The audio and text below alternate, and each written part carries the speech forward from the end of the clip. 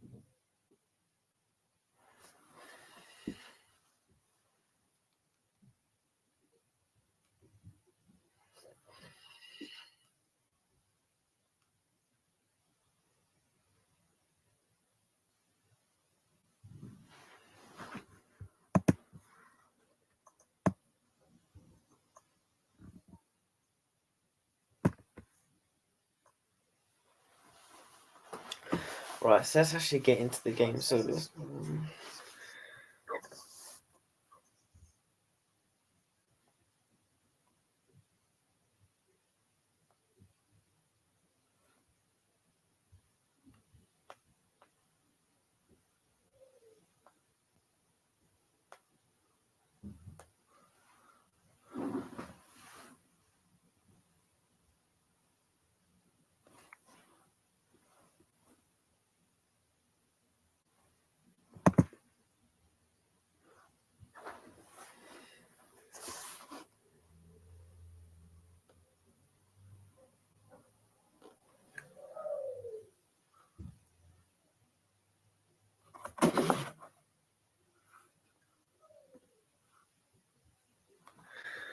Right, there we go. So let's get the team news up. So obviously you can see the team.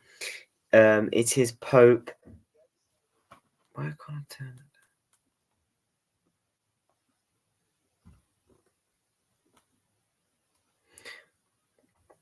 So obviously for Newcastle, it is Pope in goal.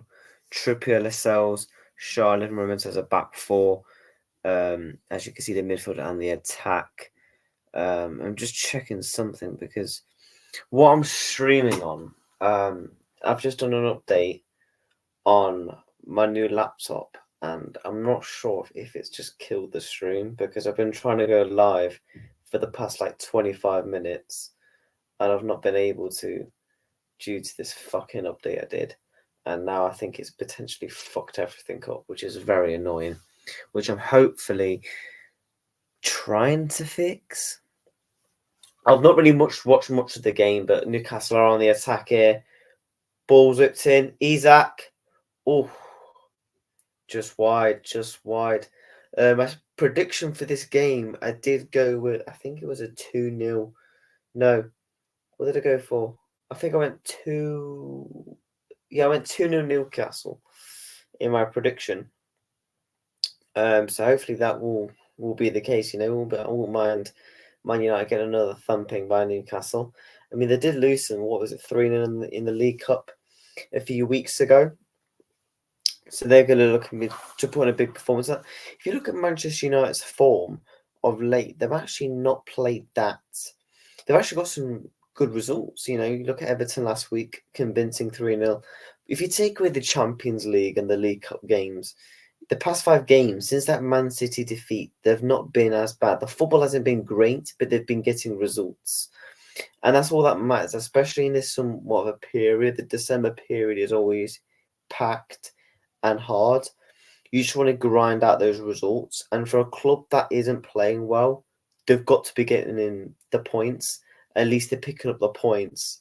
Now, will they start having a good style of play and a good style of football? We don't know. I mean, you look at this team, yeah, from the players that they've signed under Eric Ten Hag, that Casemiro in his first season has been good, but he's been diabolical this season. I mean, you look at how Maguire is actually calling on our screens now. in the past month, he's actually played pretty good, which you never thought.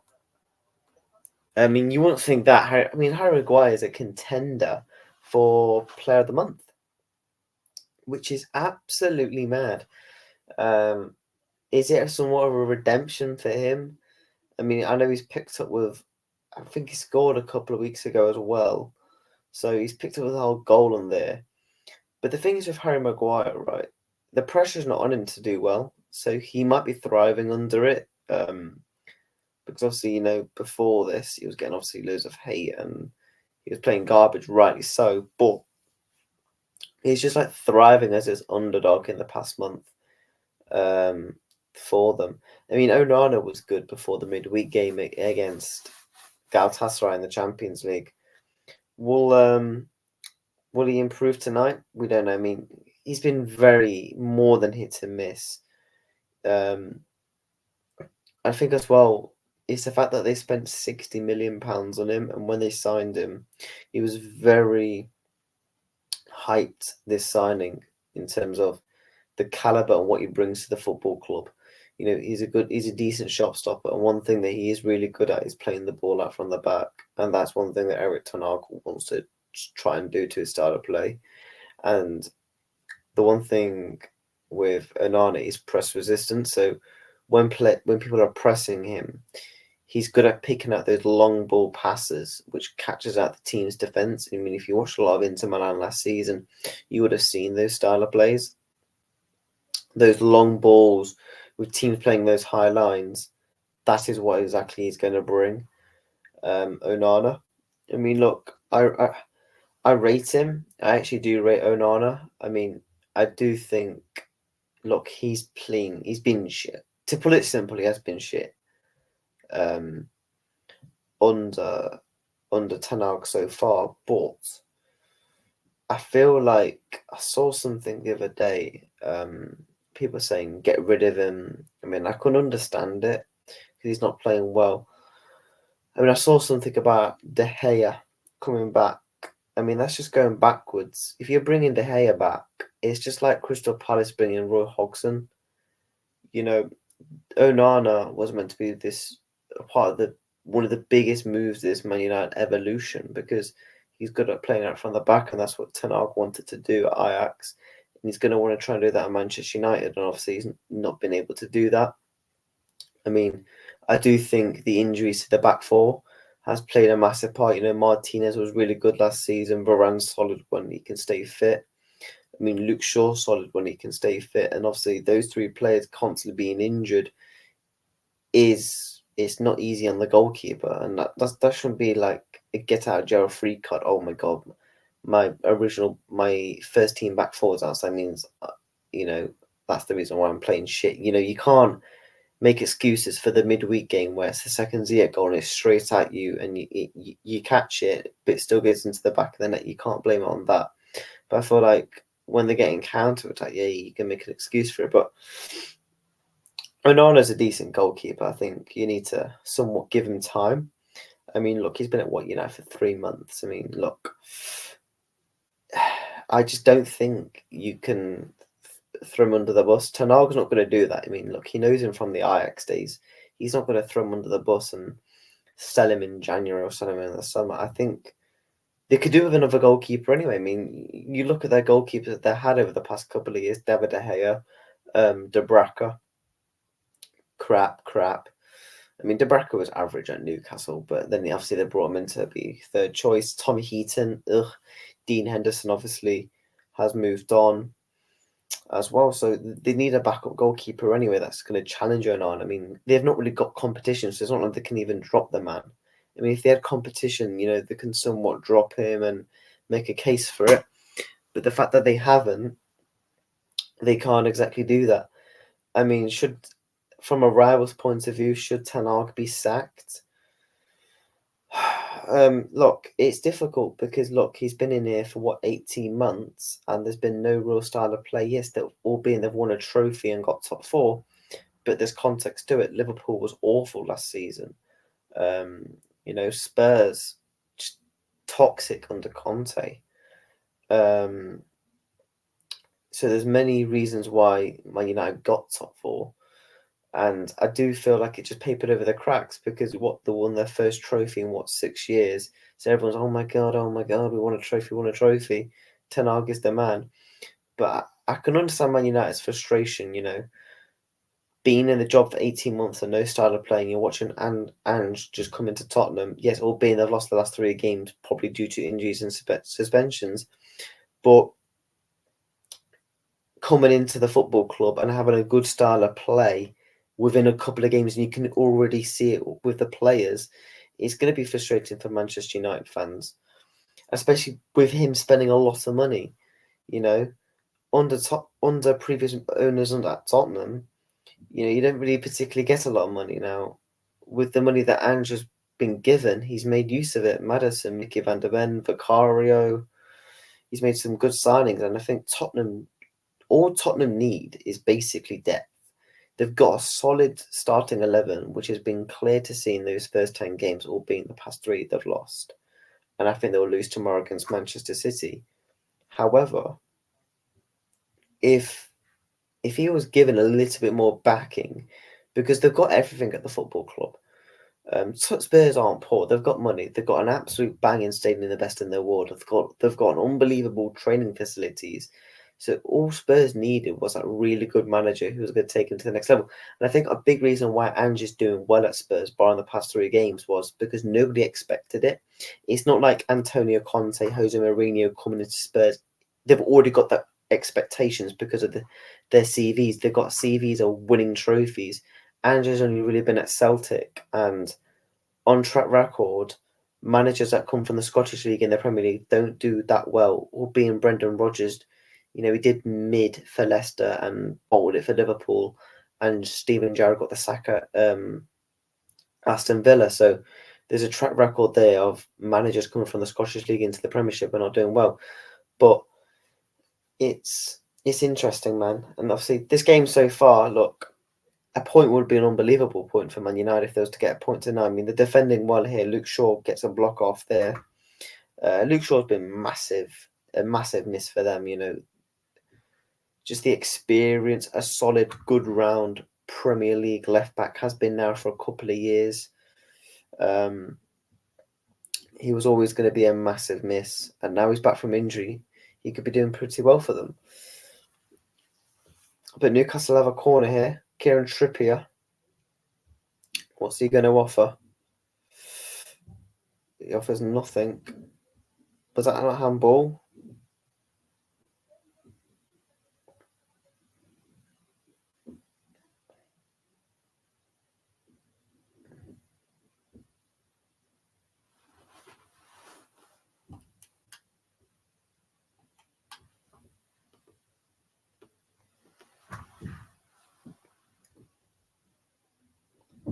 Martial.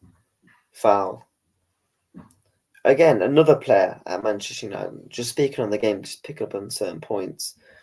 Martial, why is Martial still at the football club? I think the only reason Martial's still at the football club is 2 reasons. One, Manchester United are ruthless enough to do an Arsenal, for example, and rip up and terminate contracts like they've done with Aubameyang, for example, and other players. That's one thing Manchester United are good at, and that just comes down to the infrastructure, because they've not got the right people in control in the boardroom to make these good decisions.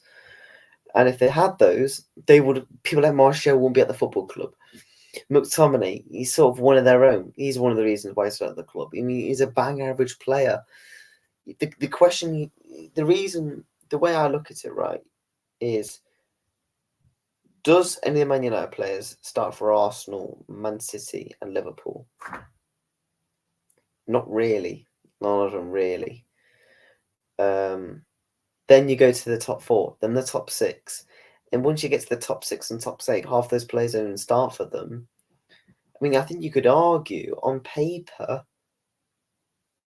in terms of expense and stuff, Man United have a better squad than Newcastle. But I think if you're looking at Newcastle, I'm taking Pope over Onana.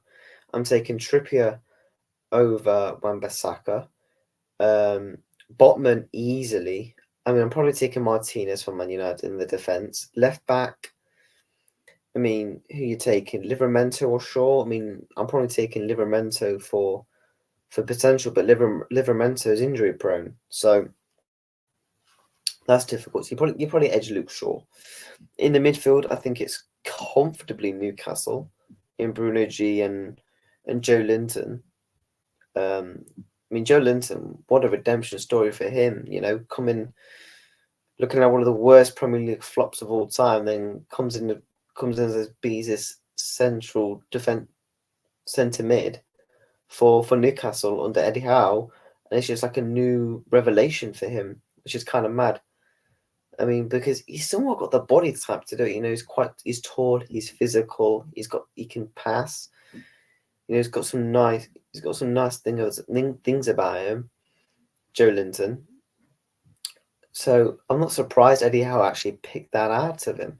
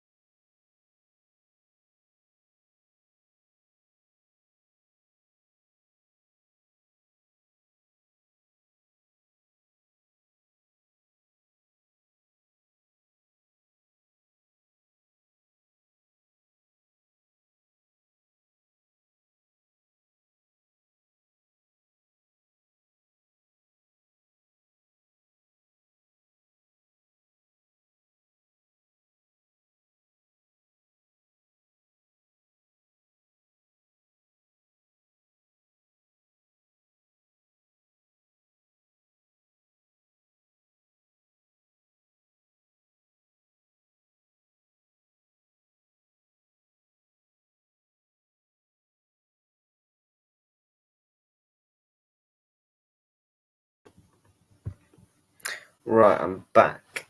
One thing I just had to answer the door, but one thing I want to pick up on, right, so far in this game is, Newcastle, they dominate the ball a lot at home.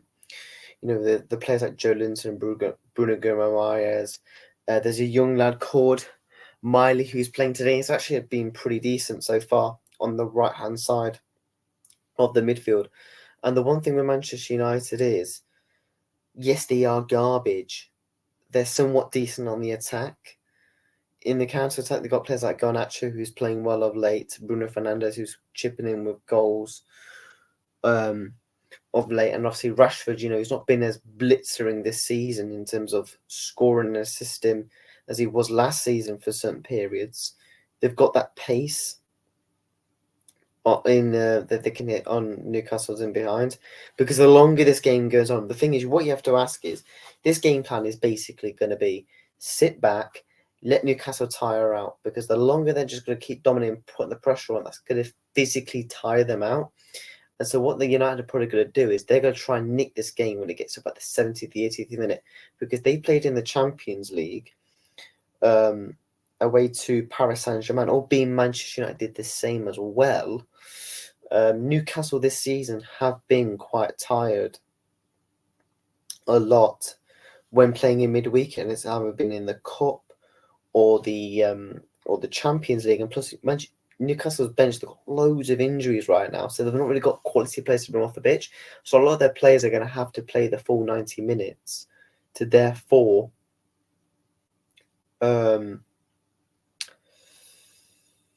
going to have to play the full 90 minutes mainly because due to injuries and stuff like that. So that's what United's game plan is basically going to be. They're going to try and sit back for 70 plus minutes, hence why they've done nothing really in this first 14 minutes of the game, and that's going to be their game plan all game. Just sit back, try and have that 1-2 attack, and then score. Simple as that.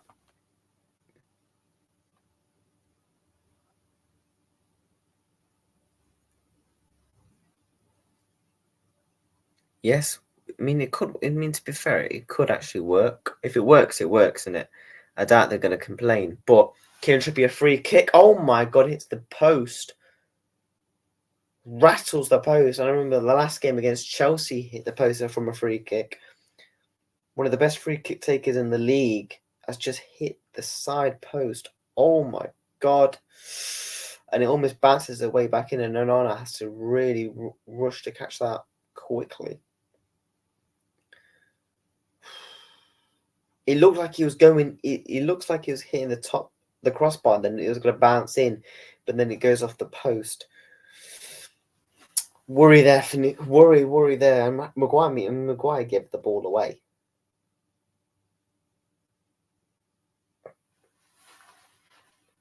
Worrying there for Manchester United. Again, this is what I mean, man. Sitting back, Newcastle they're going to play that 1-2 passes, and then hence why Maguire committed the foul there, and Kieran Trippier scored from it. It's a stupid tackle by Maguire, because in that territory, you know that Kieran Trippier is going to be taking the free kick. Oof. Skims past Wan-Bissaka. From Almiron. Almiron's a baller, man. Again, he's somewhat like a Rashford at times, where he would have a really good start to a season, then he'd have like a mid-patch, and then finish well. That's kind of what happened with Almiron last season. Again, speaking like on Spurs earlier with their depth, Newcastle have a good starting 11. They've just been so unlucky with injuries, and for them, they're just going to try and keep improving the squad bit by bit. But there's no Newcastle's project was to try and win the title within 10 years. They're 2 years into this project. I do think the Newcastle will win a title within 10, because I think as soon as Pep Guardiola leaves, that's when I think they will have more of a chance. I just don't see anyone winning the league while Pep is there. You could see maybe a Liverpool or an Arsenal snatching a title here and there, but I just don't, man. I think Man City and Pep are just too strong. I mean, it's going to be interesting what happens with the court charges, of course, because if City gets found guilty, I mean, let's just say they get relegated to the National League, then obviously I think it's going to be Arsenal, Liverpool competing for the title for the next few years.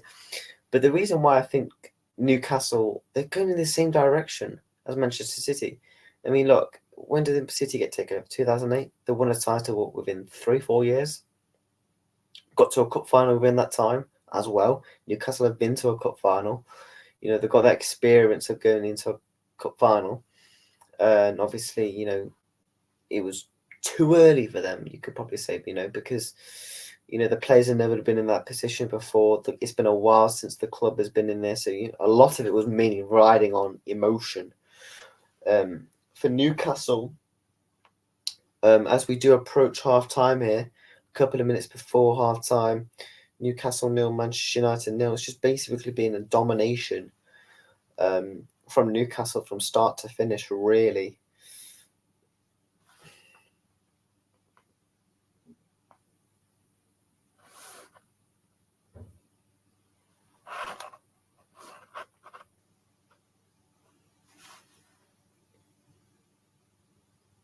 Oh my God. Isaac is offside, I think. What's he calling for? Joe Linton. Nice trim, mate. Looks like it has been snowing.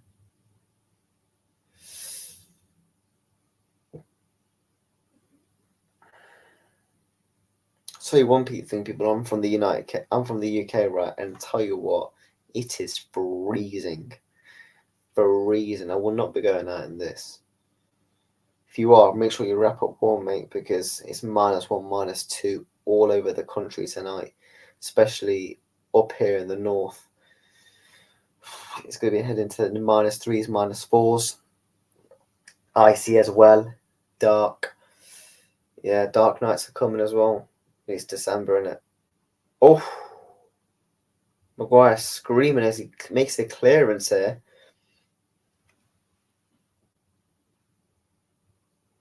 And Livramento bombing in, about to try and put a cross in to try and potentially get an Isaac or Anthony Gordon, and Maguire makes the block. You know what? He's actually been really good, Anthony Maguire. In the past 4 or 5 games or so. I mean, United still need centre backs. let's not paper over the cracks. Maguire's still not good enough for the football club, despite playing well in the past 4 or 5 games.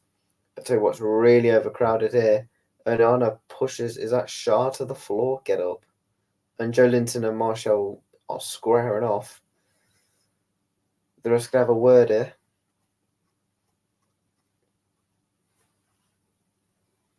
Not particularly sure what's going on.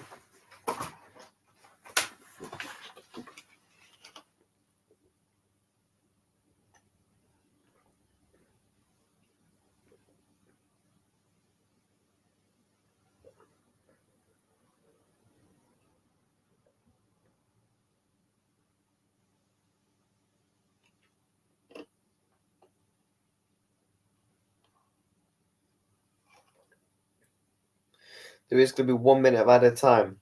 Newcastle 0, Manchester United 0. Newcastle corner. Ball over the top. Shaw. Is that Shaw? Blocks. Maguire clears away. And Anthony Gordon's going to try and chase this down. Takes a throw in.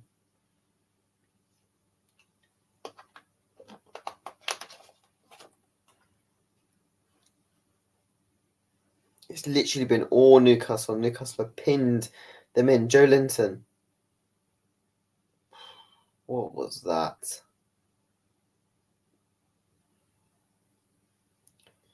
And Fabio Shaw blazes it over the bar. Wasted opportunity there.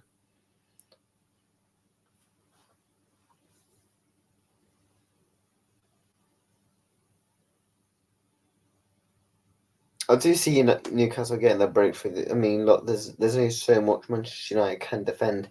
I'm sure there will be a mistake in there. I mean, look, at some point they have to get out of the blocks because they will just keep being dominated and pinned in. And the longer you're pinned in, the longer you're dominated, you're going to concede. McTominay is down here from an injury. I'm not sure what's happened here. I mean, Joe Linton goes for the ball and goes down with the arm on. I mean, it's not in the back. McTominay's screaming the back of the head. It's literally the lower neck. I'm not sure exactly what he's moaning at here. Man United throwing. And it's half time. Newcastle 0, Man United 0. Good half of football means it's maybe been dominated by one team, if I'm honest, but it's been comfortable for Newcastle, and I do think they will be definitely the happier team going into this half.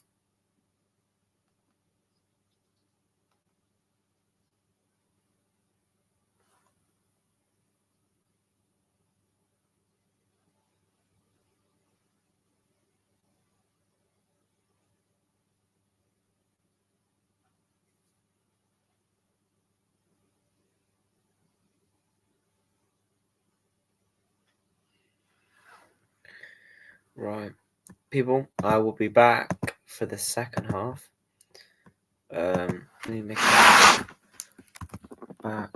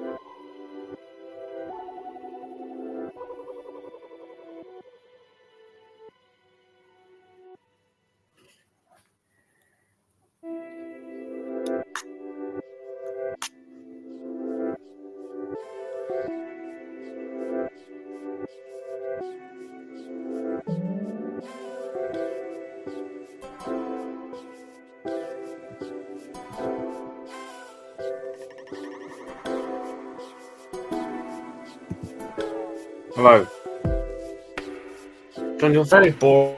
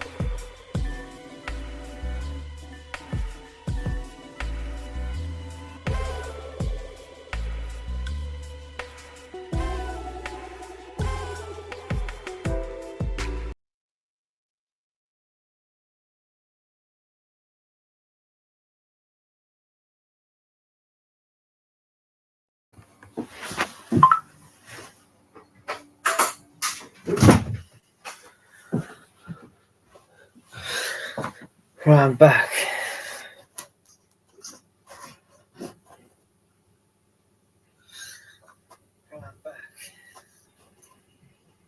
Game is about to kick off again. Second half.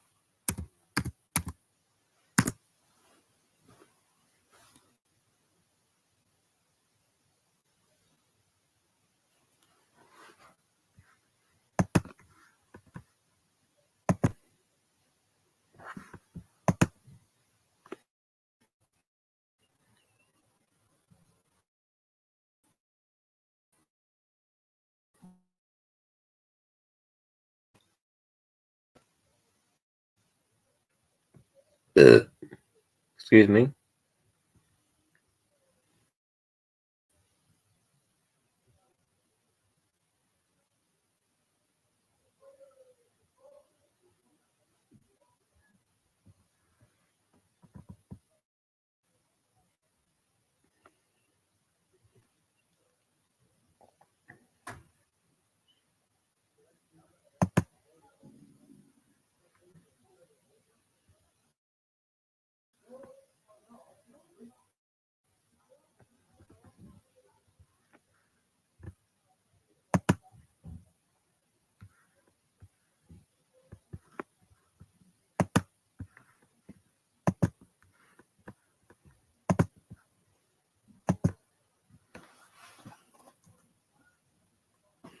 Right, we're back. Here we go.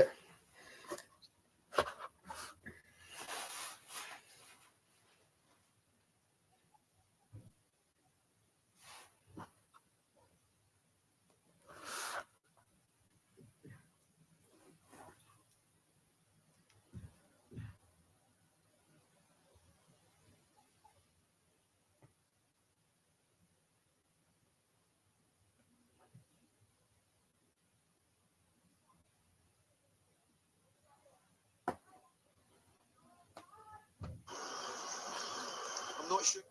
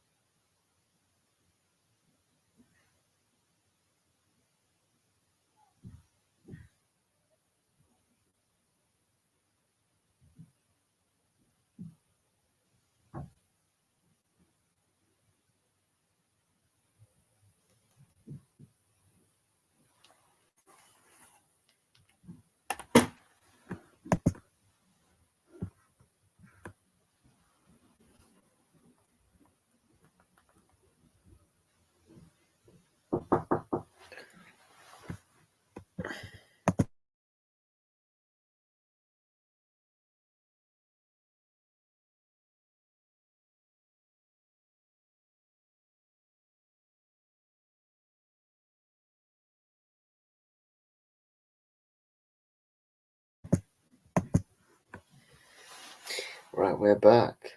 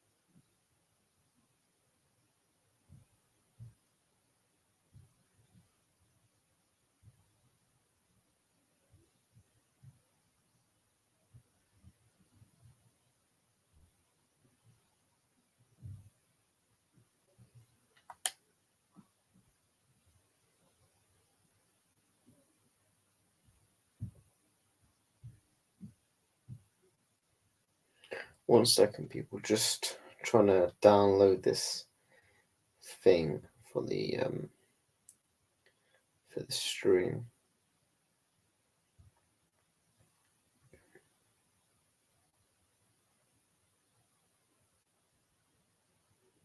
See if it'll work. Hopefully.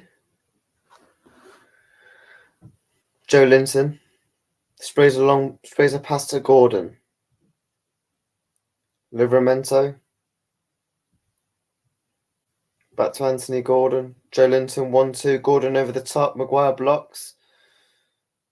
Bruno tries to make it clear. Joe Linton again.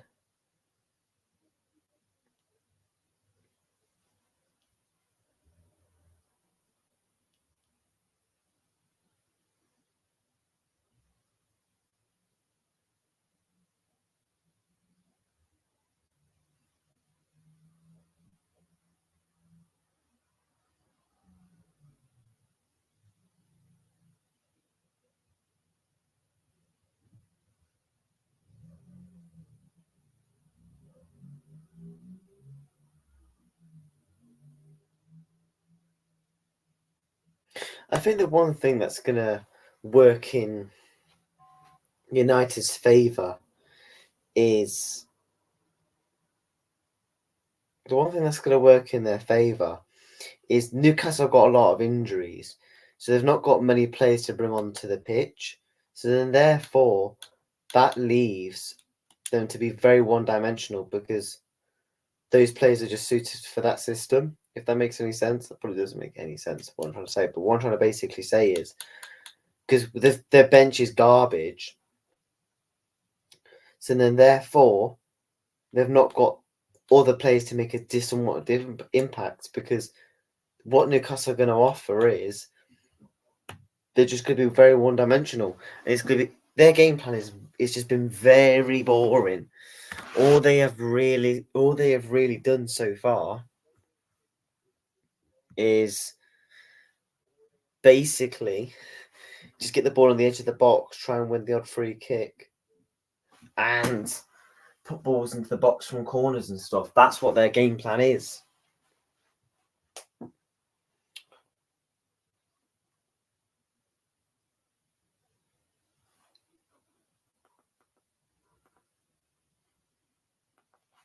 And the one thing with what I'm seeing now is a lot of people are making excuses for Ten Hag. Oh, you can't play the Ajax way. You can't do this. Eredivisie is very different to the Premier League. It's the most physical, the most intense, and the most just. It's the best, and it's just a different league. It's just a different league in terms of caliber and everything. And also the pressure that comes with it as well. You're at Manchester United. You're not flipping. You're not at Fulham. You're at Manchester United, and you're expected to do well. Because if you don't, the fans would turn and they'll want you out, and 2, you'll get sacked, and 3, you're in the spotlight if you're not doing well.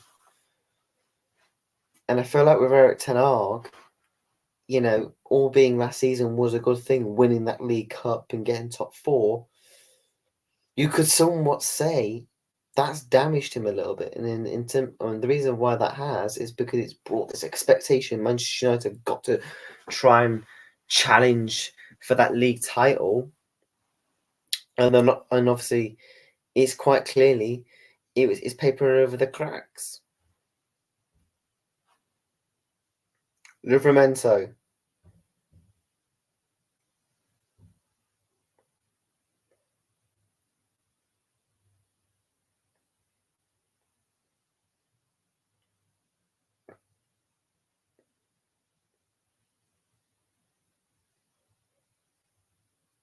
Trippier. Joe Linton. Straight out of Onana. And this is where Man United are going wrong.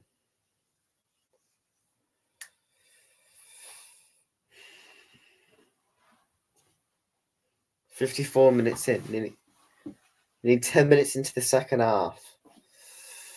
Joe Linton sprays a ball along cross. Anthony Gordon tap in. It's 1-0. And it's 1-0 to Newcastle. And they finally get the breakthrough. It has been coming. It has been coming and coming. United are just not good enough at the back. They're not good. I mean, look, they've been defensively brilliant all game. And now they've conceded due to poor defending from Wan-Bissaka. Poor from Wan-Bissaka.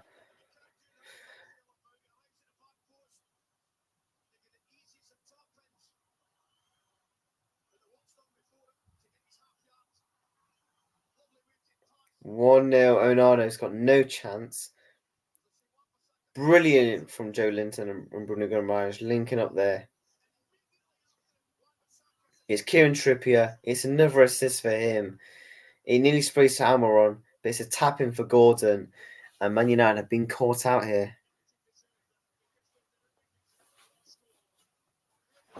And Eddie Howe is celebrating because he knows that's probably game done.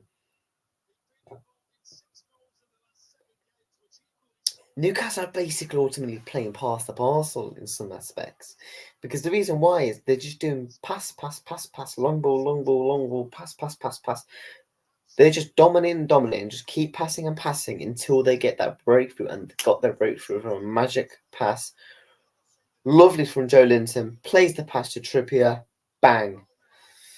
Gordon tapping, and it's another goal for Gordon. You know what? A lot of people laughed at the signing of Anthony Gordon, signing him for what, £45 million. He's actually been pretty decent. You know, Harvey Barnes has been out injured, and he's took the chances. Look at this statistic here: 7 attempts to Manchester United's 2, 17-2. It's just not good enough, and especially for a team that is trying to play on their counter attack, you'd expect them to have a couple of shots, a couple of chances, and they've genuinely had nothing. Toothless in the midfield and toothless in the attack. And this is surely Eric Ten Hag has got to make changes. Bring on Rasmus Højlund, who can play those balls into, who can make it physical, and try and score a counter goal. Martial ain't going to do that. Martial is a build-up striker. He's going to play a couple of passes at the outside the 18-yard box. That's what actually Martial's going to do. He's not going to be a counter-attacking striker.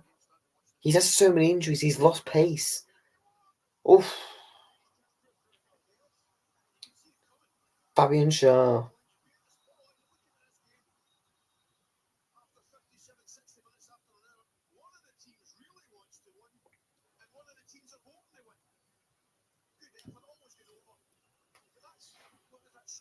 Fabian Schär in midfield there, just strolling comfortably in there.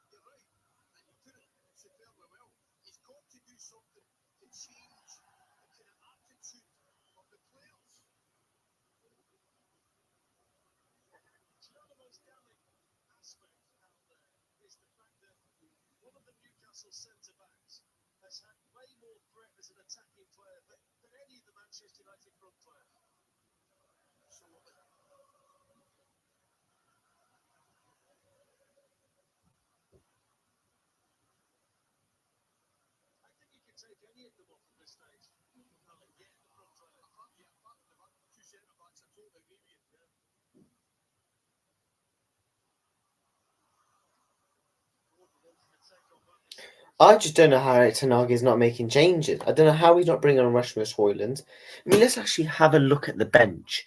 Like, who can they possibly bring on here? Let's actually have a look. Can we see the bench? Is that possible? I'm not sure why we can't see the bench.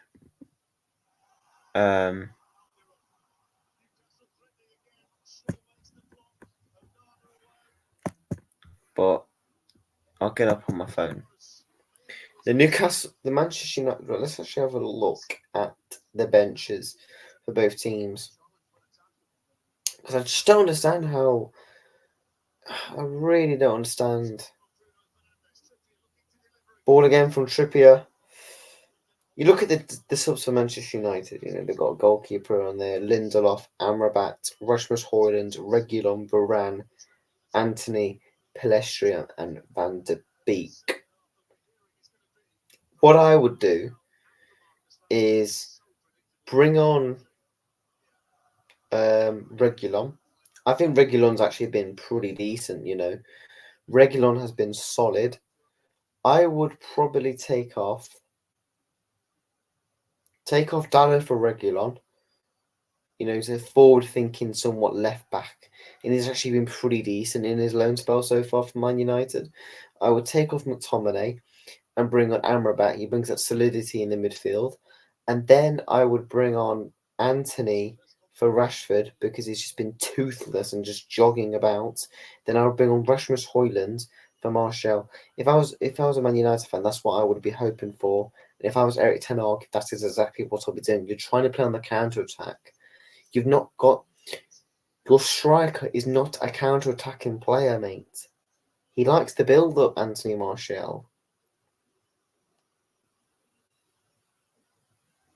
Rasmus Højlund is on.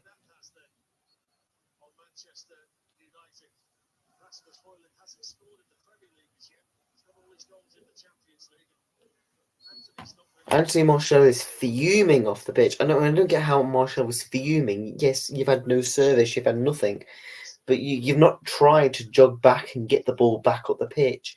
Rashford is off the pitch. I don't get how he's fuming as well. You've been shit.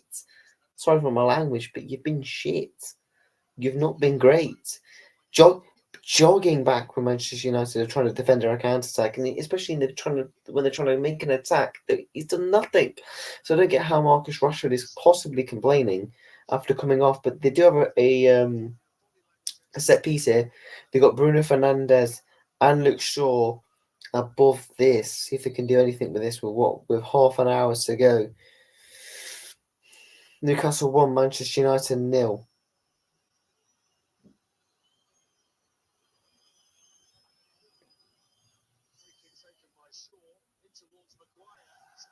Towards Maguire, over the bar.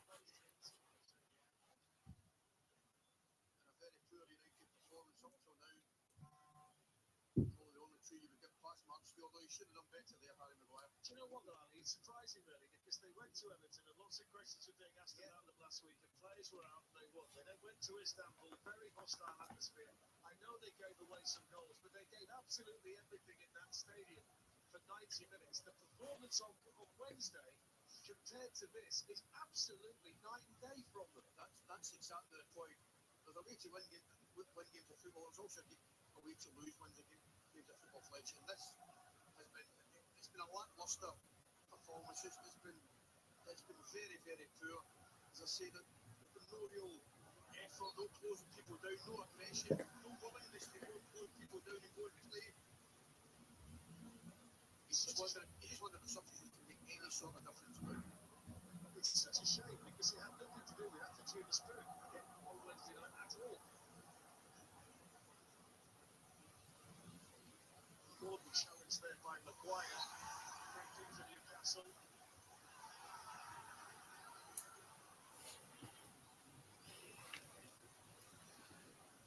Kept his cards in his pocket so far tonight, the referee.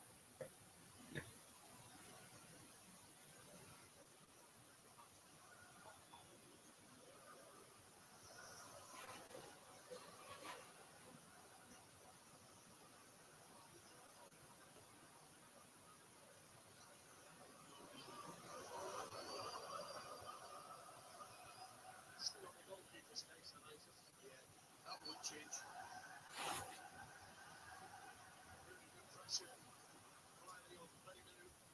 Newcastle quickly back on the way here with Almiron.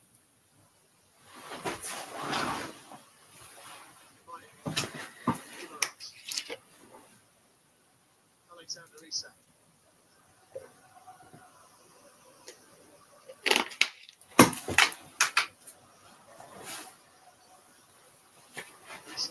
All kinds of time and space. Gibberice trying to get it back to Maguire and spotted the danger well again.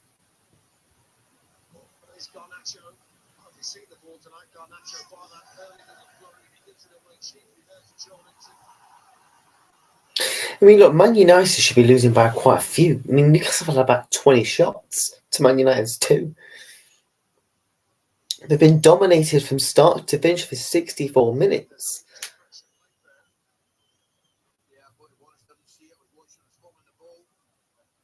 That's a foul on Bruno. I mean, on Joe Linton. Bruno commits the foul.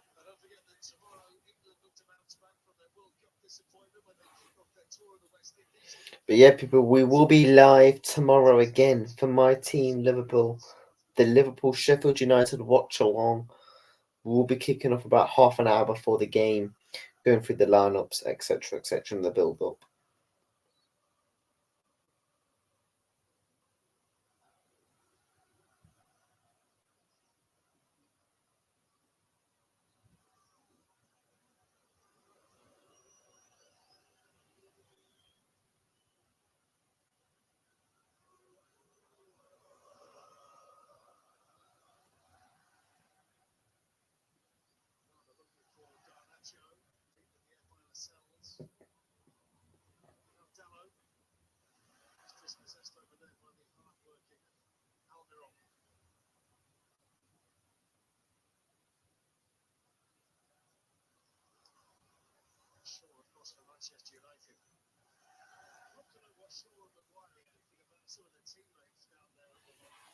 It's been a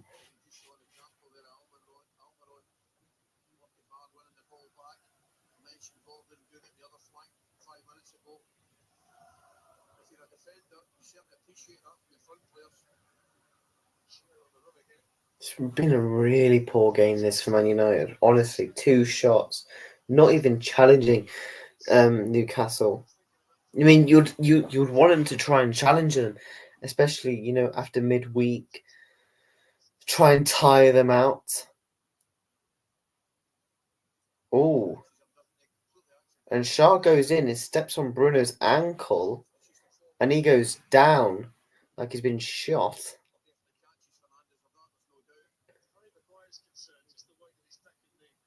Oh, right on the. Oh.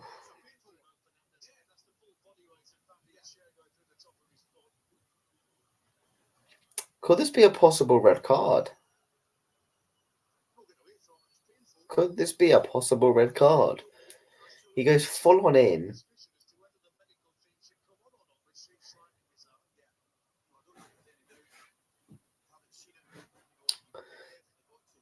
How have Man United only made 2 subs? How's McTominay on the pitch? Honestly, take off Dallo. He's been garbage. He was at fault for the goal, not marking Trippier.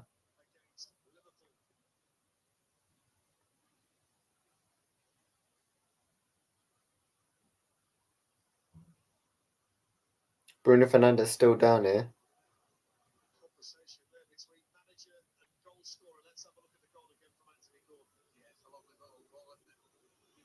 Looking at that goal again, just so poor from Dallo in the back 4. Asleep again.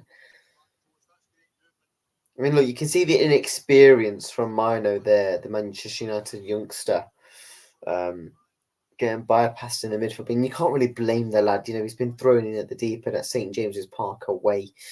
He was okay. He was very good against Everton last week. But all that, the rest of the players have been garbage. I mean, Maguire had a solid first half, defending well, a couple of clearances and that. But he could have possibly could Maguire done better for the goal. Not marking his back stick for Anthony Gordon. So yeah, I mean, if not that was the case, Amaron was going to get the tap in either way.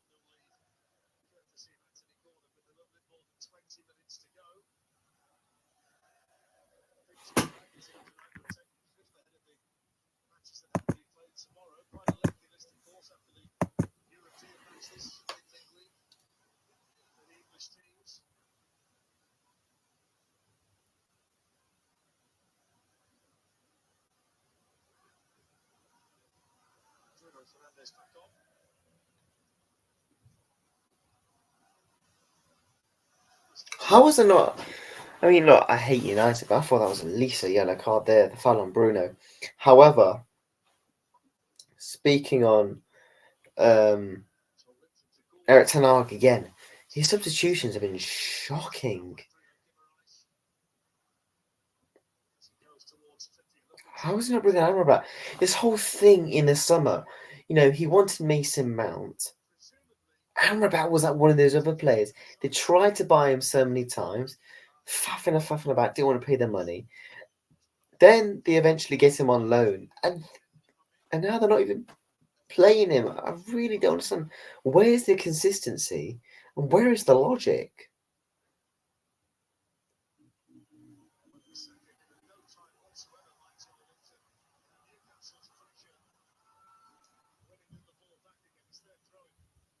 How is he? I really don't understand, if I'm honest.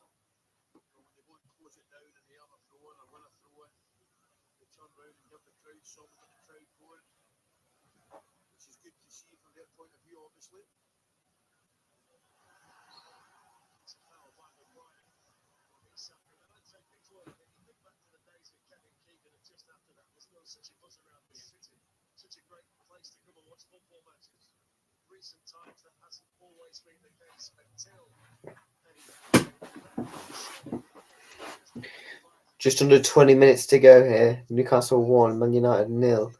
And Newcastle got another set piece. Given away by Maguire again.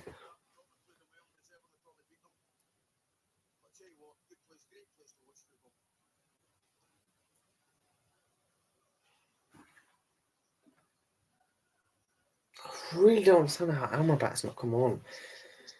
Because if you want to go with the counter-attacking and play the ball up the pitch, Amrabat is going to be the solidity in the midfield. And then I just don't understand the logic and the consistency of not playing him when you wanted him all summer. Anthony, Rasmus Højlund, nothing.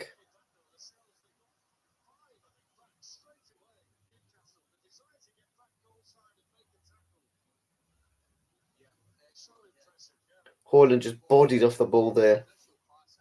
I mean, the delivery by Anthony, it wasn't the greatest. It was bouncing all over. There's nothing more he could possibly have done. But, gosh, I'm trying to think of the one Man United shot. I mean, that ball over the top to Garnacho, which he probably could have done better, Garnacho, and he's straight at Nick Pope. Literally, never going in. Man United had nothing in 72 minutes. This is, you know what? They've been battered this season, United, by like Man City, Spurs, and everyone. But this could be. I mean, if you look at it on the pitch and having the play, this could be the worst performance. They've been shocking all over the pitch, dominated from start to finish. At least in some of the games, the Manchester Derby and that they had the odd couple of chances. This game, they've had nothing.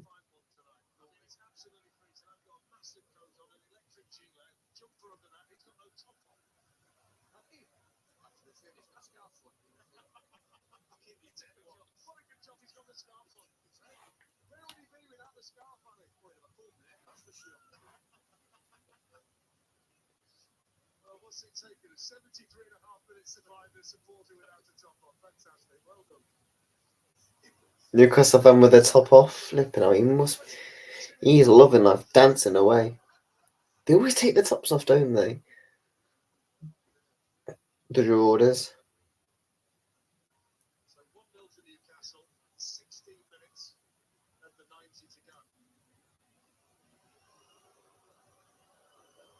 Maguire to Onana.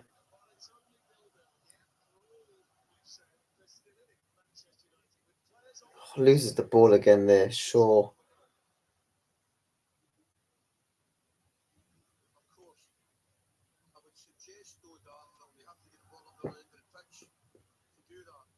Bruno.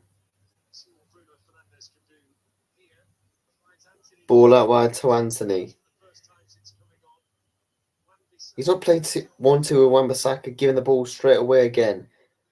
It's all the way back to Livramento. Livramento's done a brilliant game, by the way. I think when it comes, And I've got one or two players in my man of the match. Then you can give it to Trippier, Romento, Joe Linton. They're the contentions for me. Bruno Fernandes. What can you do here? Man United starting to finally get a bit on the ball here. Wan-Bissaka getting bodied back to Anthony against Livramento. Bruno Fernandes.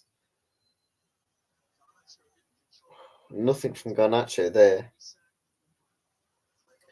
And given away, and here comes Newcastle again on the attack. Awful touch by Garnacho that was.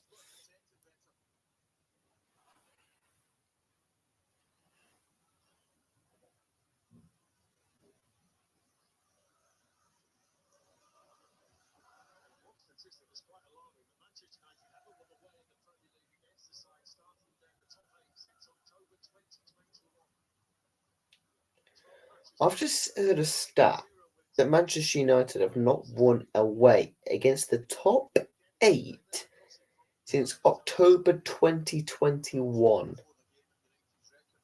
What the fuck? They've not won away against the top 8 in what? 2 years? Oh my god. They've not won away against the top 8 in 26 months. Oh my. That's a mad stat. That is a stat. I know last season they didn't, but to go the other season as well? Oh my. They are finished. Gordon foul.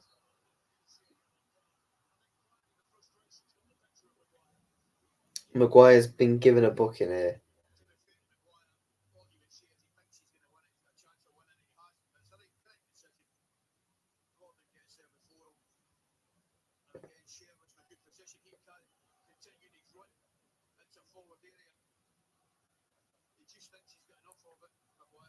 Just chops Anthony Gordon down. I mean, Gordon's going to batter him for pace.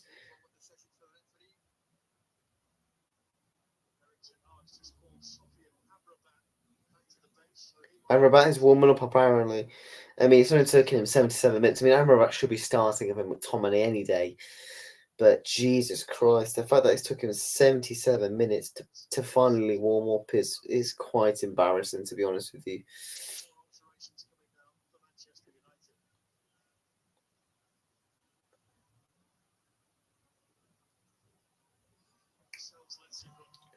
Reguilon's coming on. I mean, Reguilon's a decent left back. He's been decent. Shouts for handball. Coming from Isaac. From Wan-Bissaka. What's his handball?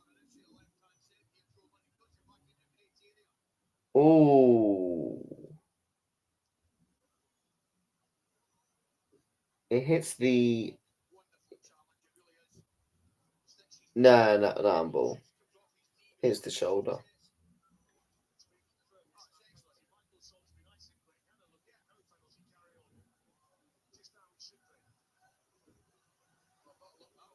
I mean, looking at that, I mean, would you have banked on Onana to save that? No.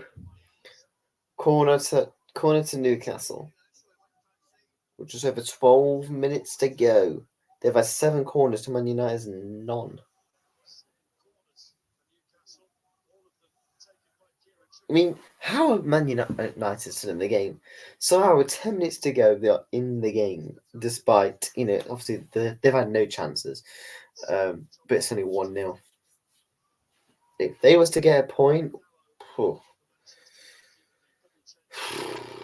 that would be a bigger robbery than midweek for Newcastle. Amrabat and Reguilon's walk is coming on here. The question here is, Wan-Bissaka is coming off. He's off for Amrabat. So, Mino is coming on for Amrabat. Who's coming off for Wan-Bissaka?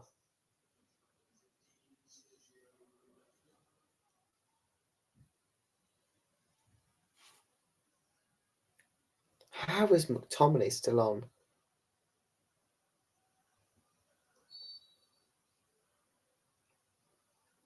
So Mino is off for Amrabat. He'll go into a double pivot with McTominay.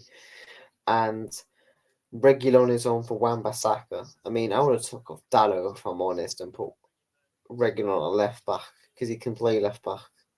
And when he's played left back. And obviously, for everyone else, he played left back. So he's actually a natural left back. So I don't understand that. How is Dallo on the pitch? He was at fault for the goal. He's garbage.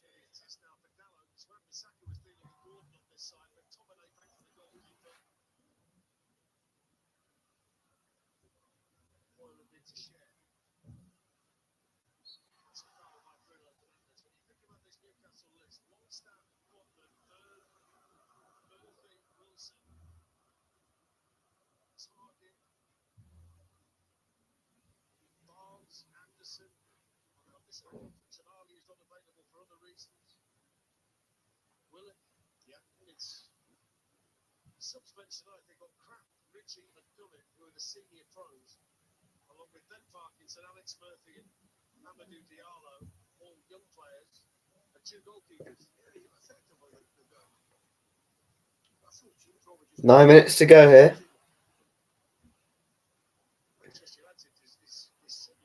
Where is this? McTominay. Ball out. Garnacho. Scruffy, but I think they've won a corner. They've won a corner somehow, Man United.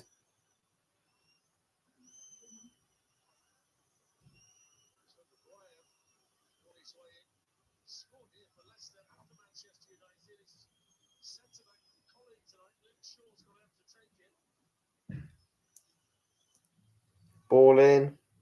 Poor.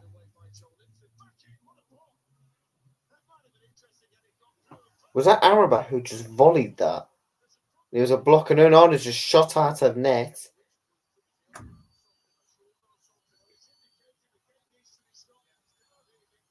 No, Pope is down here.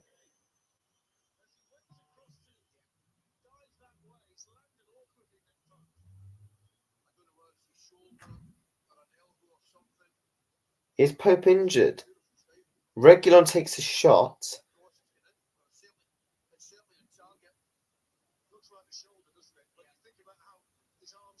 And as he goes for the block, Nick Pope goes to try and make the dive. He's just landed very awkwardly here, Nick Pope. And he can't get up. Yeah, it's his knee. I think he's dislocated or something. Something's gone wrong with his knee here. Looking at Fabian and Shaw got the block.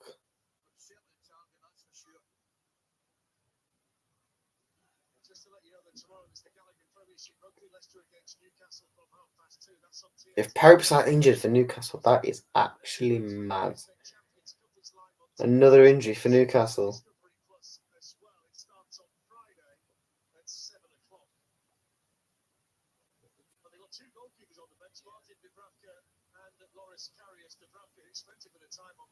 I mean, Karras is on the bench for Newcastle. Could Karras come on, or would it be Dubravka?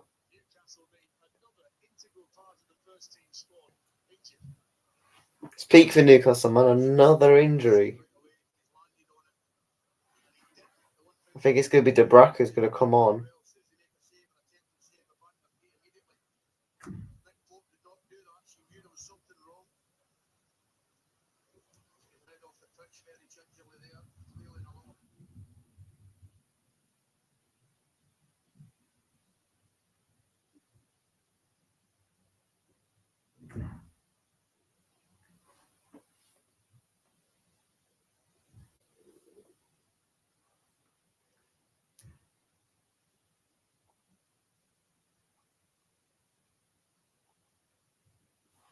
Yeah, I thought it was his knee there because he was holding his knee.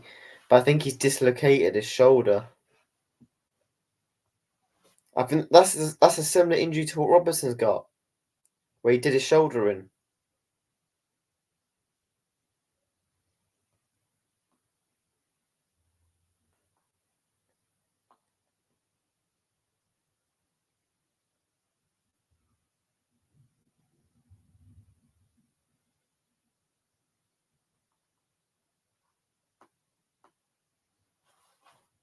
Dubravka is going to be coming on for Newcastle.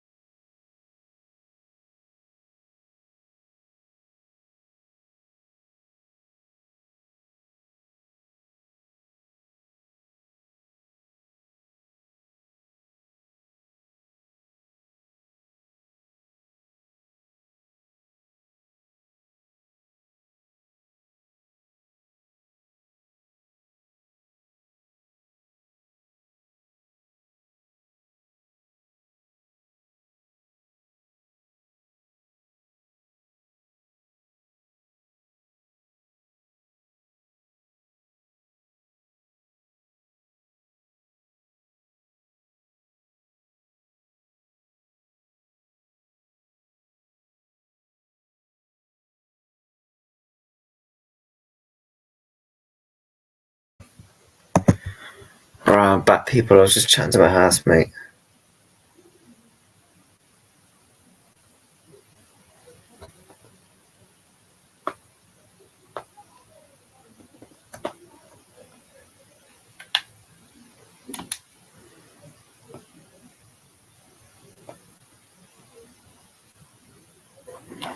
Sorry about that. I was literally chatting to my housemates.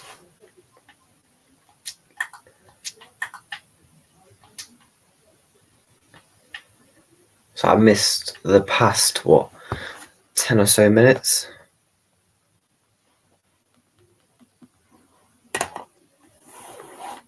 How long is left?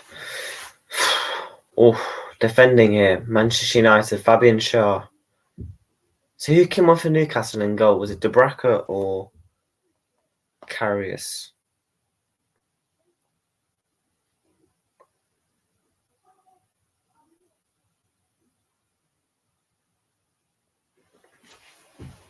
Bruno Fernandes with the corner.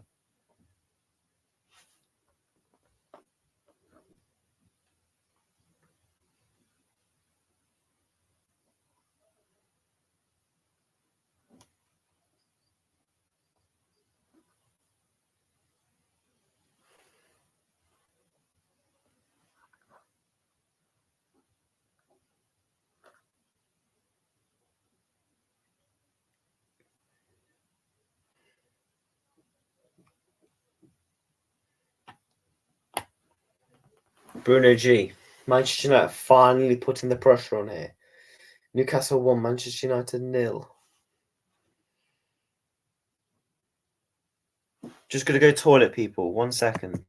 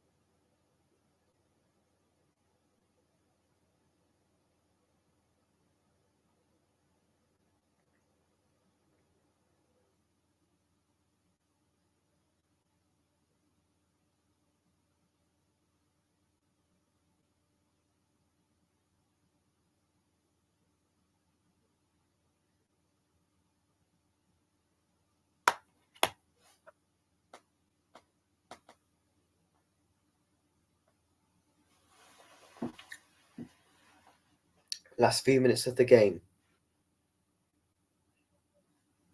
Still 1-0 to Newcastle. I mean, this game should have been dead and buried a couple of at least 20, 30 minutes ago, to be honest. Newcastle's had loads of chances, just not really capitalising them. But Newcastle makes a sub.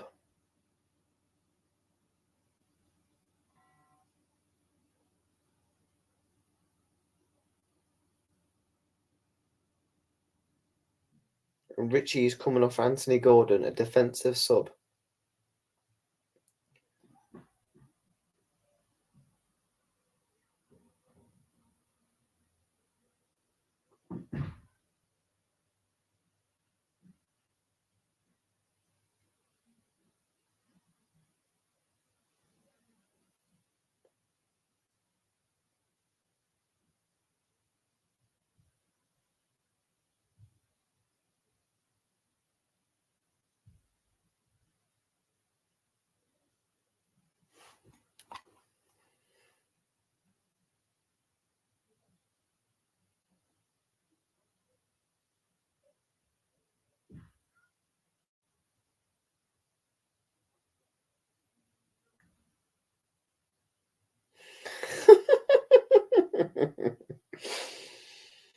Oh God, what's this?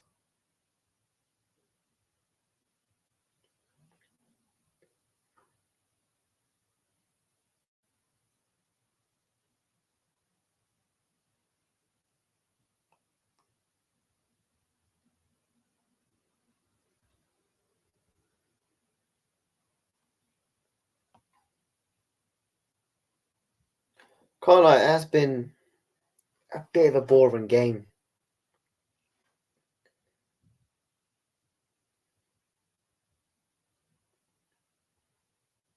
But it's been capitalising. Again, I said earlier, the past 4 or 5 games for Manchester United have been it's just been papering over the cracks. They've not played well in the past 5 games, despite winning those games. It's been papering over the cracks with poor performances and bailed out.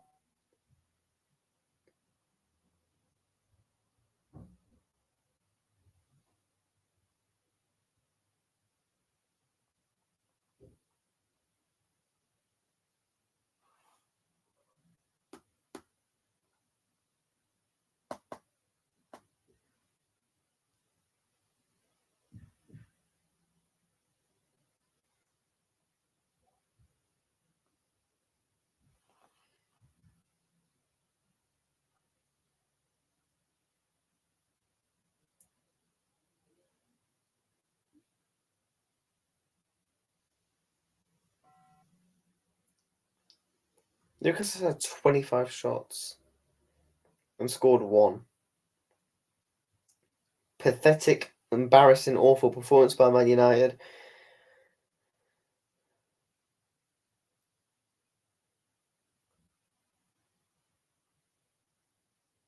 25 conceded shots.